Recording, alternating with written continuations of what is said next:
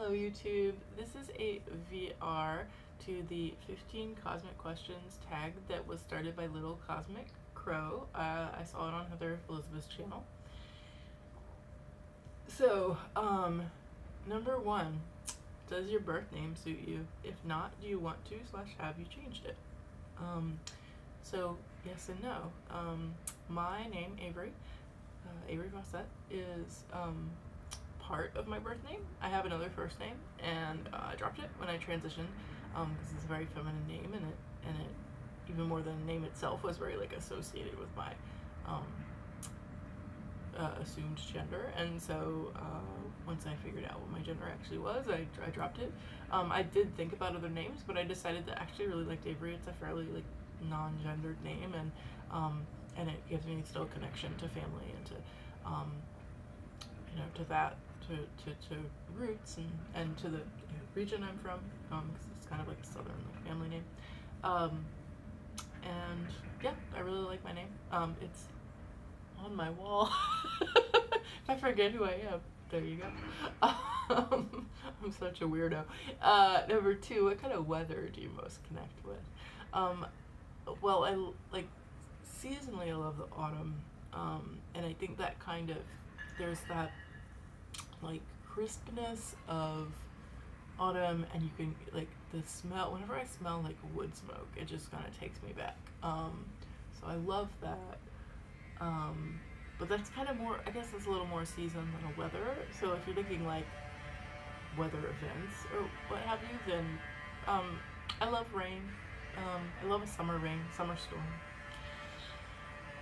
3, within paganism / spirituality, is there anything you're uncomfortable with? Oh yeah. I mean, I don't necessarily identify as pagan. I identify as a secular witch, but like there are reasons why I kind of stay away from like Wicca or certain kinds of paganism. Anything that feels kind of patriarchal or gender essentialist. So there's some like feminine based religions that feel kind of gender essentialist to me. I also just don't do any kind of group work like coven spellwork. It's not my thing. It doesn't resonate or connect with me. So nothing wrong with any of it. But I am definitely uncomfortable with things that feel very like patriarchal or just bleh, or generally appropriative. Like there's a lot of things within like New Age that I have a lot of questions about. So yeah. 4, in your spellwork / practice, how do you help yourself to be more confident? So I don't do spell work, but if I broaden out to my practice with like tarot, astrology, my burgeoning, very slow kitchen witchery, how do I help myself to be more confident?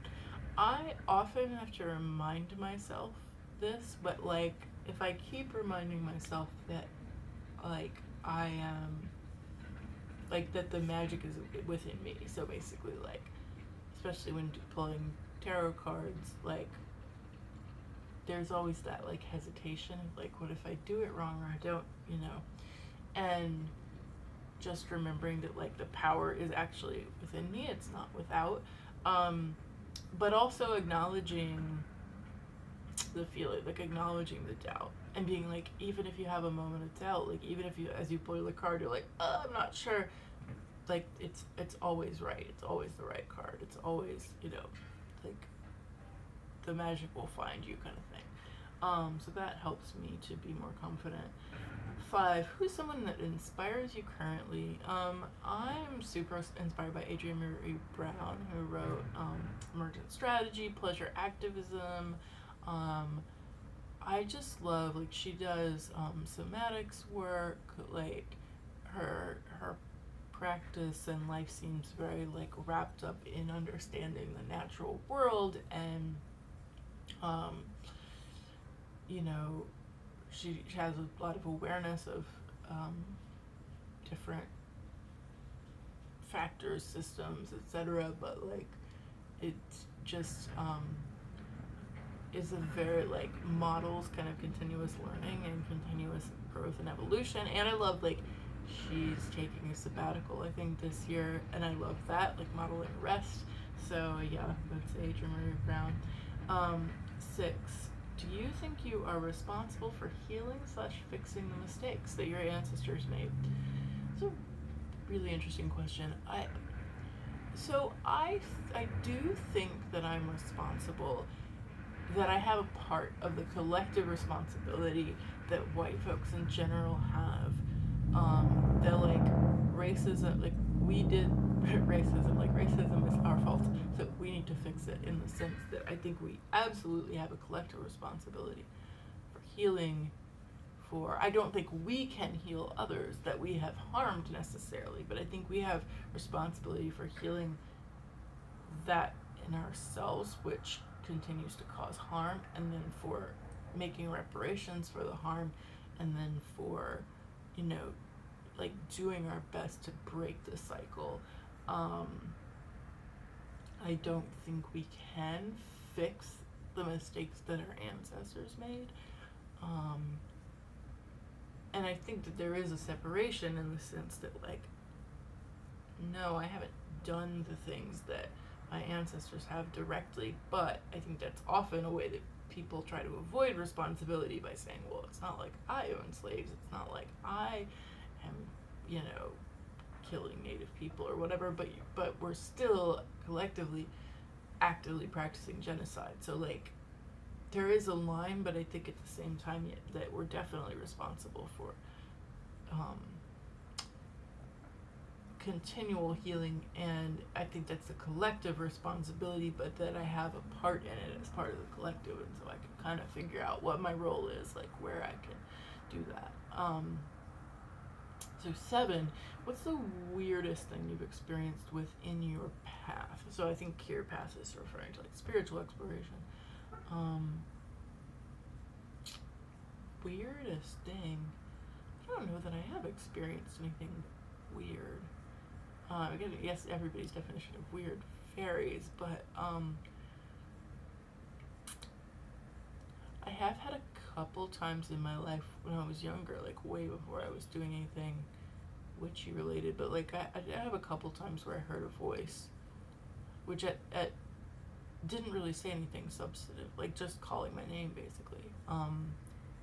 And at the time, I mean, I interpreted it as God, although I didn't necessarily like what God was.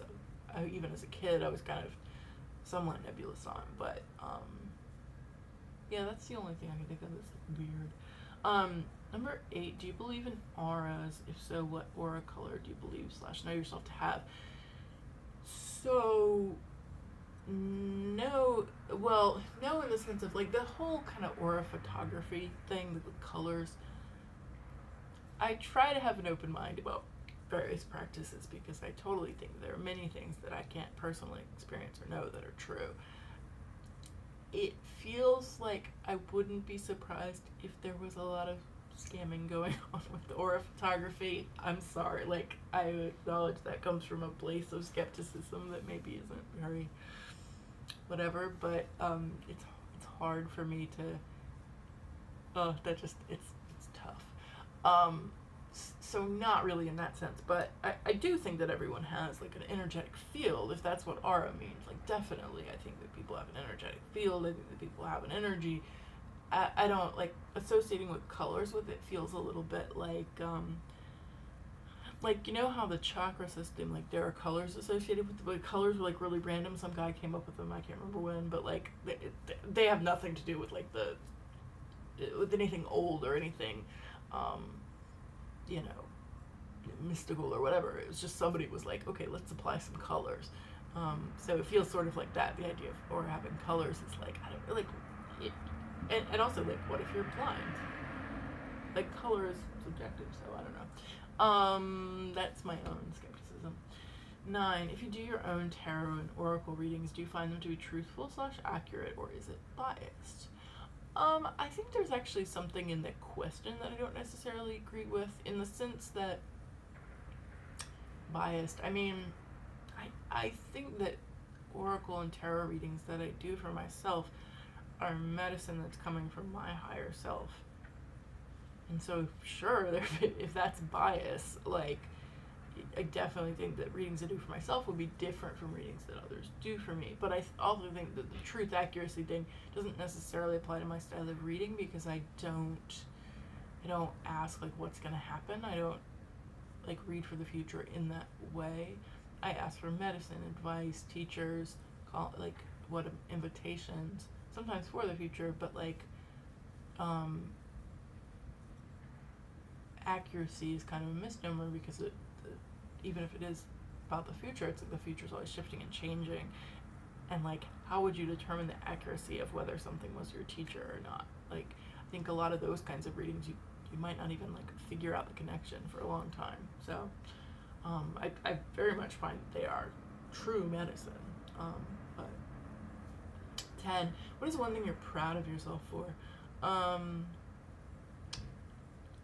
think I'm proudest of the times when I faced actual challenge and gotten through it. Because I think I have, in a lot of ways, led a very privileged life, and some of the like accomplishments that I was proud of in the past, like I can now see just how bolstered they were through things like academic success. Like I can see that a lot of that was just maybe he's born with it, maybe it's white privilege. But what I am proud of is like moments where, of course, still with that foundation of privilege, but where I faced difficulty. So like I had a job when like my first kind of professional full-time job was extremely low paid for being a professional job. It was like the boss was just super micromanaging, and it was the kind of thing where like I could have, like, my instinct was to be like, oh, like rage quit, but like I needed to make a living, and like I needed to continue in my career, and so I stayed with that job for a year and a half, and so I'm proud of myself for like being able to persevere through that. I'm proud of myself for like coming clean about some of my history of compulsive lying when I was a teenager and a preteen, because it was really hard for us to talk about that, to admit that, because there's a lot of shame wrapped up in it. Yeah, just stuff like that. I would say 11, between light and dark, which is most prevalent in your practice? Are they both? Yeah, I think that binary is ridiculous, and also like a little steeped in racism as well, like the idea of light and dark. But even if you do take it out of that, I don't believe in that. Like, I do think that a practice has to have space for, if you like, things that feel difficult, uncomfortable, shadowy, absolutely, and space for things that feel abundant and radiant and joyful. So in that way, both. But I also think that like the distinction is, like, I hate it when people are like, oh, the bad tarot cards. Like, there are no bad tarot cards. What are you talking about? Like, there are cards that are challenging, but often the cards that are most challenging to me are like 3 of Cups, like things that other people would find happy. So, number 12, do you believe in aliens? If so, should we be fearful of their existence or try to communicate with them? So I had a response for this, and I was like watching Heather's video and then reading. I also just realized at the beginning of this, I said Heather Elizabeth. I think I said Heather Elizabeth. That's my other friend. It's Heather Carter is the Heather that brain. Heather Carter is the person who did this video that I watched. It was funny when I said that. Like something was pinging wrong, but I'm like, no, that's right. It's not right at all. Yeah. So yeah, when I was watching Heather, and I read some of these questions ahead before she responded to them, and so I read this one, and then she said exactly what I was thinking, which is basically that, like, do I believe in aliens? Yeah, I don't. I think there's definitely life forms somewhere in the universe, and I don't. I don't think we should be fearful, but I don't think trying to communicate. I mean, they're probably beyond our realm of being able to communicate with them. But I think that in general, we should focus on the problems at home. Like, we have enough problems with our own, like with immigration, with trusting people from other countries, let alone other planets. So yeah, I think like we should focus on our own lane and not put like resources into trying to communicate with aliens. Personally, 13. So far in your path, what are some of the favorite things you've learned?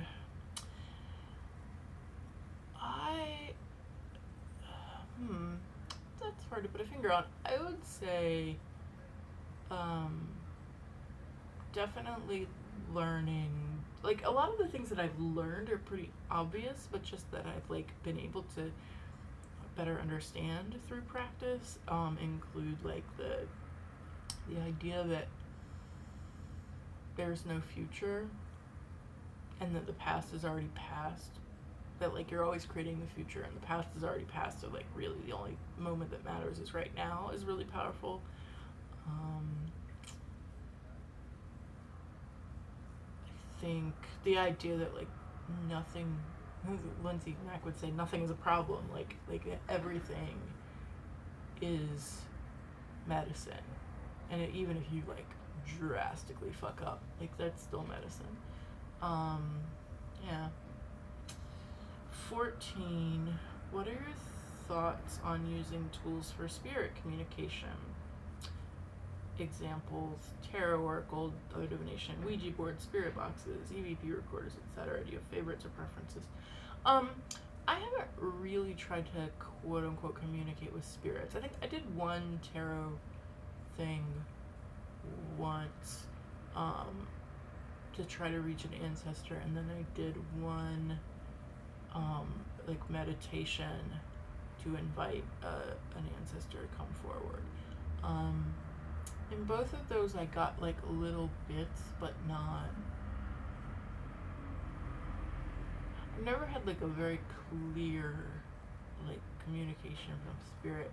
I definitely think it's possible. I mean, I think my worldview is less that like people are hovering after they die, and so that doesn't like make a lot of sense to me. But at the same time, like, I totally have seen like videos of mediums that I think it's real. Like, I think people really have that gift and ability. I don't know how, and I don't have to know how.